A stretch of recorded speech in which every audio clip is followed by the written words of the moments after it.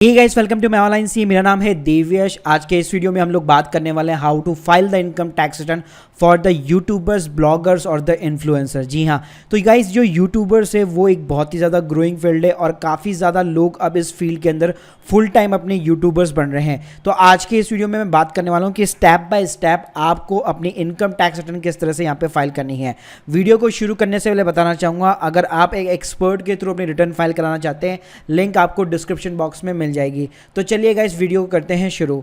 तो गाइस सबसे पहले बात करते हैं कि आखिर जो यूट्यूबर्स होते हैं उनकी इनकम कहाँ से होती है। तो देखिए, पहला जो मोस्ट मैक्सिमम जो इनकी इनकम होती है वो होती है गूगल एडसेंस से। जिन्होंने भी अपना यूट्यूब अकाउंट गूगल एडसेंस से कनेक्ट किया होता है उनको बेसिकली यहाँ पे डॉलर्स के अंदर पेमेंट होती है और डॉलर्स बेसिकली कन्वर्ट होकर INR के अंदर आपके बैंक अकाउंट के अंदर क्रेडिट हो जाते हैं। अब ये जो बैंक अकाउंट होता है वो नॉर्मली आपका सेविंग अकाउंट होता है और कई लोगों का यहाँ पे करंट अकाउंट भी होता है। इसके अलावा गाइस मान लीजिए कहीं पे किसी ने अमेजोन का एफिलिएट वगैरह ज्वाइन कर रखा है या किसी और ई कॉमर्स पोर्टल का ज्वाइन कर रखा है, तो वो जो भी लिंक्स डिस्क्रिप्शन में डालते हैं उनसे उनको जो भी अर्निंग्स होती है, तो गाइस अमेजोन जहां पे जो भी आपको कमीशन पे करता है उसके ऊपर बेसिकली यहाँ पे आपका TDS डिडक्ट करता है। उसके अलावा गाइस जो थर्ड टाइप की इनकम होती है वो होती है आपकी स्पॉन्सरशिप वीडियोस। यहाँ पे कई सारे जो ब्रांड्स होते हैं वो स्पॉन्सरशिप वीडियो के लिए आपको पे करते हैं और उसके ऊपर भी यहाँ पे आपका TDS डिडक्ट होता है। इसके अलावा गाइस कई बार जैसे डिस्क्रिप्शन में आप लिंक छोड़ देते हैं, वहां पे आप अपने मेंबर्स को ज्वाइन कराते हैं, वहां से आपको कोई कमीशन की इनकम होती है तो वहां पे भी आपका TDS डिडक्ट होता है। इसके अलावा मान लीजिए यूट्यूब के साथ में आप इंस्टाग्राम इन्फ्लुएंसर भी है, वहाँ पे अभी आपकी काफ़ी अच्छी रिच है, तो वहाँ पे भी मान लीजिए अगर आपको स्पॉन्सरशिप पोस्ट वगैरह मिल रही है तो वहाँ पे भी आपको बेसिकली एक अमाउंट मिलता है जिसके ऊपर बेसिकली आपका TDS वगैरह डिडक्ट होता है। उसके अलावा मान लीजिए एडिशनल आपने को अपने कोई कोर्स वगैरह स्पेशली लॉन्च कर रखा है या कोई ऑनलाइन वेबिनार चलाते हैं या कोई भी ऐसी स्ट्रीम है जिसके थ्रू आप यहाँ पे ऑनलाइन रेवेन्यू जनरेट करते हैं।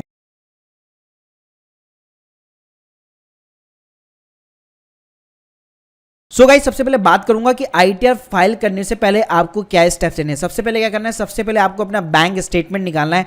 वो वाला बैंक स्टेटमेंट निकालना है जिसके अंदर आप सारी की सारी अपनी अर्निंग्स यहाँ पे क्रेडिट करते हैं। तो आपको अप्रैल 2020 से लेकर मार्च 2021 का यहाँ पे स्टेटमेंट निकालना पड़ेगा और इसमें जिस भी टाइप की यहाँ पे आपकी इनकम है उन सबका यहाँ पे आपको टोटल करना पड़ेगा। उसके बाद में गाइस जो सेकंड चीज करनी है ये कि आपको उस स्टेटमेंट के अंदर ही आपने जितने भी एक्सपेंसेस किए, क्योंकि अगर आप एक यूट्यूब को फुल टाइम चला रहे हैं तो यहाँ पे काफी सारे एक्सपेंसेस होते हैं। जैसे मान लीजिए अगर आपने किसी वीडियो एडिटर को हायर कर रखा है तो वीडियो एडिटिंग के पैसे हो गए। फिर उसके बाद में कोई सॉफ्टवेयर अगर आप यूज कर रहे हैं लाइक एडोब प्रीमियर वगैरह तो उसके पैसे हो गए।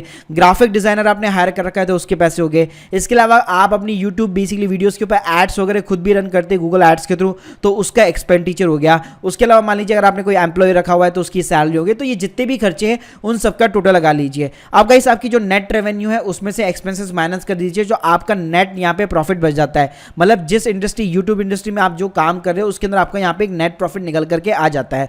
अब गाइस मैं स्टेप बाय स्टेप बात करूंगा कि आपको यहाँ पे रिटर्न कैसे फाइल। सो गाइस सबसे पहले आपको इनकम टैक्स की वेबसाइट के ऊपर जाना पड़ेगा। यहाँ पे आपको लॉगिन करना पड़ेगा। जो भी नए यूट्यूबर्स है ऑब्वियसली उनका अकाउंट यहाँ पे नहीं बना होगा, तो रजिस्टर बटन पे सिंपली जाकर आप क्लिक कीजिए और अपना अकाउंट यहाँ पे क्रिएट कर लीजिए। इसके ऊपर ऑलरेडी मैं वीडियो बना चुका हूँ, समझ में नहीं आएगा तो लिंक जो मैं बेसिकली यहाँ पे डिस्क्रिप्शन बॉक्स में डाल दूंगा। तो गाइस सबसे पहले आपको जो काम करना है वो फॉर्म 26AS आपको चेक करना पड़ेगा। ऊपर ई फाइल के अंदर जाइए, यहाँ पे व्यू फॉर्म 26AS लिखा हुआ है। सिंपली आप कंफर्म बटन पे क्लिक कीजिए, एक नई यहाँ पे टैब खुल जाएगी। यहाँ पे अटेंशन पे यहाँ पे प्रोसीड कर दीजिए।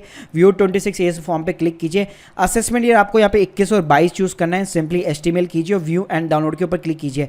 तो गाइस आप नीचे देखेंगे आप जो भी बेसिकली ब्रांड के साथ में जिस ब्रांड के साथ में भी आपने काम किया हुआ है उससे आपको जितना भी कमीशन मिला है उन सब की यहाँ पे आपको डिटेल्स मिलेगी। साथ में उस पर जितना भी यहाँ पे TDS डिडक्ट हो रखा है उसकी भी यहाँ पे आपको डिटेल्स मिल जाएगी। साथ में मान लीजिए अगर आपने बैंक के अंदर कोई FD वगैरह करा रखी है और वहाँ पे भी आपको इंटरेस्ट मिलता है, उसके भी अगर ऊपर आपका TDS वगैरह डिडक्ट होता है तो वो इन्फॉर्मेशन भी यहाँ पे आपको सामने दिख जाएगी। सो गाइस रिटर्न फाइल करने के लिए आपको सिंपली ई फाइल के ऊपर क्लिक करना है, इनकम टैक्स रिटर्न बटन के ऊपर क्लिक करना है। यहाँ पे फाइल इनकम टैक्स रिटर्न दिया हुआ है, जैसे आप क्लिक करेंगे यहाँ पे सबसे पहले आपको असेसमेंट ईयर चूज करना है, कंटिन्यू बटन के ऊपर क्लिक करना है।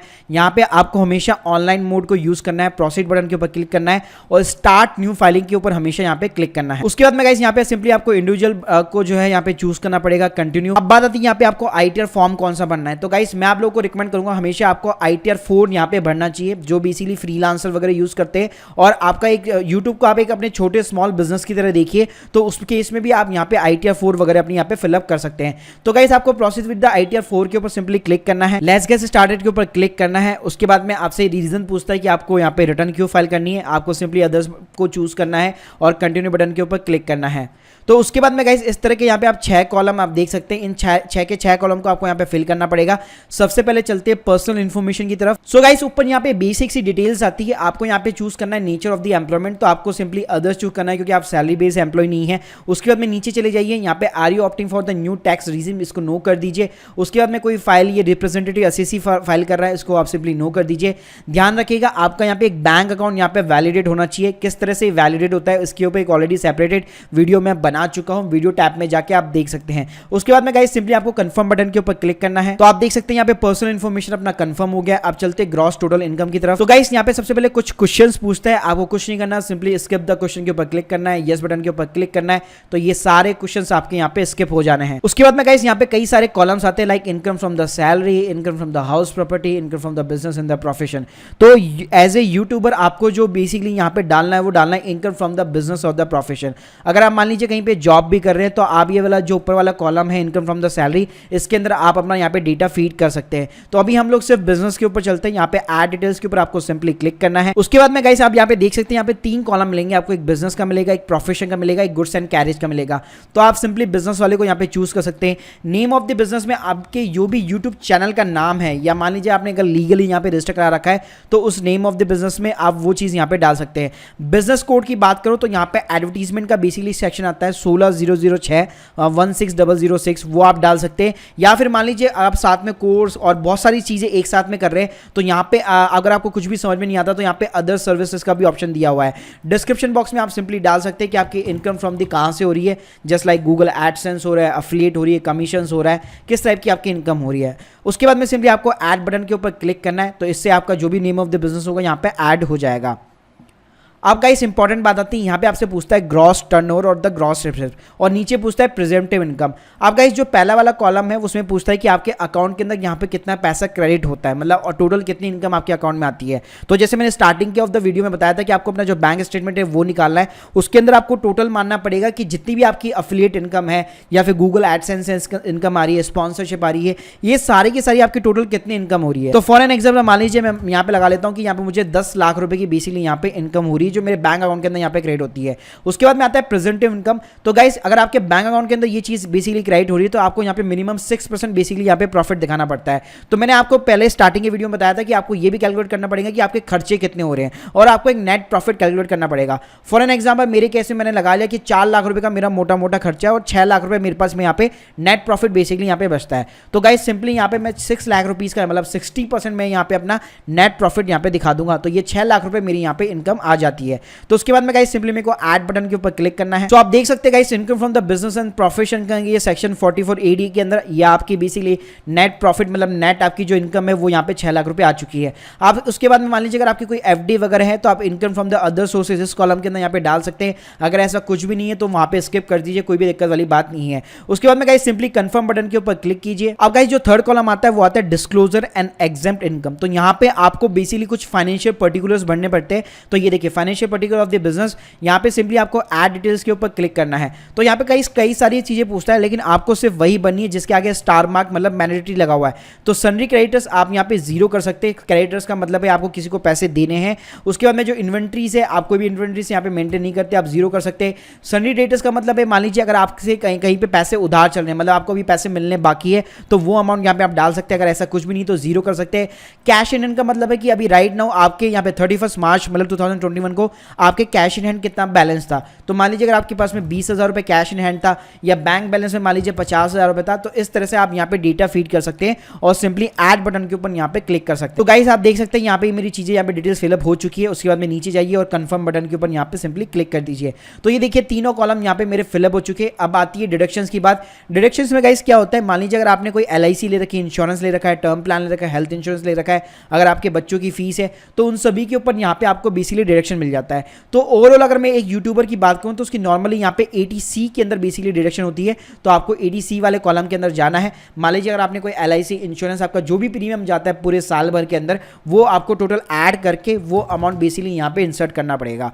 उसके बाद में गाइस यहाँ पे आप थोड़ा सा नीचे जाएंगे तो यहाँ पे नीचे भी आपको कई सारी यहाँ पे चीजें मिलेगी। हर चीज के सामने एक ना एक का ना लाइन लिखी हुई है कि वो डिडक्शन किस पर्पस के हिसाब से। अगर यूट्यूबर्स की बात करो तो मैंने जैसे बताया कि आपका LIC वगैरह हो जाता है। उसके अलावा मान लीजिए अगर हेल्थ इंश्योरेंस भी है आपका तो 80D के अंदर आप सिंपली इसको यस कर सकते हैं। उसके अलावा मान लीजिए अगर आप रेंट पे भी रह रहे हैं तो यहाँ पे 80GG आता है, जिसमें आप मैक्सिमम 60,000 रुपये की यहाँ पे डिडक्शन ले सकते हैं। लेकिन अगर आप मान लीजिए ऑलरेडी कहीं पे ऑलरेडी आपका घर है तो आप ये डिडक्शन नहीं ले पाएंगे, तो ध्यान से लीजिएगा इस वाली डिडक्शन को। तो उसके बाद में गाइस सिंपली कंटिन्यू बटन के ऊपर क्लिक करना है। उसके बाद में गाइस अगर आपका कोई भी हेल्थ इंश्योरेंस है 80D के अंदर तो यहाँ पे इसको आप एडिट कर लीजिए और यहाँ पे एक कॉलम खुल जाता है जिसके अंदर आपको बेसिकली पूछता है कि आपके पेरेंट्स सीनियर सिटीजन है या नहीं है। तो ये देखिए यहाँ पे क्वेश्चन खुल चुका है, तो आपको सिंपली यहाँ पे नो कर देना है। और उसके बाद में हेल्थ इंश्योरेंस आपका यहाँ पे खुद का कितना है, मान लीजिए आप 12,000 रुपये प्रीमियम पे कर रहे हैं और 5,000 रुपये आपने पूरे साल भर के अंदर वैसे ही कैश के अंदर हेल्थ चेकअप वगैरह के अंदर खर्च कर दिया, तो वो भी आप यहाँ पे क्लेम कर सकते हैं। तो गाइस यहाँ पे कोई भी ना फेक क्लेम नहीं करनी है, एक्चुअल के अंदर आपने जो बेसिकली किया है वही आपको यहाँ पे क्लेम करना पड़ेगा। नीचे वाले कॉलम में भी आप अगर आपके पेरेंट्स सीनियर सिटीजन है आपको उसको यस कर सकते हैं। हेल्थ इंश्योरेंस आपके पेरेंट्स से कितना आ रहा है वो आप यहाँ पे बेसिकली लिख सकते हैं और सेव बटन के ऊपर क्लिक कर सकते हैं। तो गाइस देख सकते हैं आप मैंने 1,52,000 रुपये की यहाँ पे डिडक्शन ले चुका हूँ और उसके बाद मैं सिंपली कंफर्म बटन के ऊपर क्लिक करूंगा। तो टोटल मेरी इनकम 6 लाख रुपए थी, उसमें 1,52,000 की डिडक्शन में ले चुका हूँ। अब गाइस आता है नेक्स्ट कॉलम टैक्स पेड का। अब गाइस ये टैक्स पेड का कॉलम क्या होता है, इसके अंदर बेसिकली क्या होता है, आपको अपने फॉर्म 26AS में जाना पड़ेगा। तो गाइस यहाँ पे जो भी आपकी इनकम शो हो रही थी वो उसके ऊपर जितना भी यहाँ पे टीडीएस डिडक्ट होता है वो बेसिकली यहाँ पे आपको टीडीएस दिखना चाहिए। अभी क्या हो रहा है कि नए वाले पोर्टल के अंदर ये प्रॉब्लम आ रही है, तो आप क्या कर सकते हैं, यहाँ मान लीजिए अगर आपका जैसे टीडीएस कमीशन के ऊपर कटा हुआ है तो ये सेकंड वाले कॉलम के अंदर मिलेगा अदर देन सैलरी। तो जिसको आप जैसे शो डिटेल्स करेंगे आप देख सकते हैं यहाँ पे ऑलरेडी 2 10 नंबर आ रहे हैं। अब इन 10 नंबर को अगर मैं फाइंड करता हूँ तो आप देख सकते हैं यहाँ पे एक मुझे अमेजोन का 10 नंबर दिखा रहा है। तो आप क्या कर सकते हैं, सिंपली इस बटन के ऊपर यहाँ पे क्लिक कीजिए, यहाँ पे एडिट बटन के ऊपर क्लिक कीजिए और यहाँ पे जैसे 18,193 का अमाउंट लिखा हुआ है तो वो आप यहाँ पे इंसर्ट कर दीजिए, जितना भी टीडीएस कटा हुआ है वो आप यहाँ पे इंसर्ट कर दीजिए। हेड ऑफ द इनकम के अंदर आप इसको income from the business and profession डाल दीजिए और सेव बटन के ऊपर सिंपली क्लिक कर दीजिए। तो गाइस आप यहाँ पे देख सकते हैं 136 रुपये मेरा यहाँ पे आ चुका है। सिमिलर काइंड ऑफ इन्फॉर्मेशन जैसे अगर दूसरा वाला की मैं बात करूँ तो पीएनबी मतलब बेसिकली मेरा यहाँ पे बजाज फाइनेंस की एक एफडी है उसके ऊपर मेरा टीडीएस कटा हुआ है, तो सिंपली इसको मैं एडिट करूंगा। यहाँ पे बेसिकली वही 7230 जितना अमाउंट मेरा कटा हुआ है वो 7230 मैंने यहाँ इंसर्ट कर दिया। 317 रुपये मेरा टीडीएस है तो मैंने यहाँ पे 317 डाल दिया। क्लेम के अंदर भी मैंने 317 डाल दिया। हेड ऑफ द इनकम ये बिजनेस की इनकम नहीं है, मेरी अदर सोर्सेज की इनकम है, तो बेसिकली मैं यहाँ पे ये डाल दूंगा और सेव बटन के ऊपर सिंपली क्लिक कर दूंगा। तो गाइस आप देख सकते हैं मैंने यहाँ पे दोनों चीजें डाल दी और 453 मेरा जितना भी टीडीएस कटा था वो मेरा यहाँ पे आ चुका है। आपके केस में हो सकता है नॉर्मली केवल जो कमीशन की अमाउंट होगी उसके ऊपर जितना भी टीडीएस कटा होगा वो आपको यहाँ पे दिखने लग जाएगा। उसके बाद में गाइस सिंपली कंफर्म बटन के ऊपर क्लिक करना है। तो आपका जो टैक्स पेड वाला कॉलम था वो भी यहाँ पे कंप्लीट हो चुका है। लास्ट में आता है गाइस टैक्स लायबिलिटी। तो आप देख सकते हैं मेरी 6 लाख रुपए की इनकम थी, उसमें से 1,52,000 मैंने घटा दिया तो 4,48,000 रुपए बचते हैं। अब guys as per the income tax rule क्या होता है, अगर 5 लाख के नीचे अगर आपकी इनकम है अगर होती भी है तो उसके ऊपर जो भी टैक्स बनता है तो उसके ऊपर आपको रिबेट मिल जाती है। मतलब 5 लाख के नीचे अगर इनकम है तो आपको कोई भी यहाँ पे इनकम टैक्स पे करने की रिक्वायरमेंट नहीं है। तो आप देख सकते हैं यहाँ पे मेरा 0 टैक्स बन चुका है। अब मैं कंफर्म बटन के ऊपर क्लिक करूंगा। लेकिन गाइस आप देखेंगे यहाँ पे मैंने टीडीएस ऑलरेडी मैंने पे कर रखा है 453 का जो मेरे कमीशन अमाउंट के ऊपर यहाँ पे डिडक्ट हुआ था।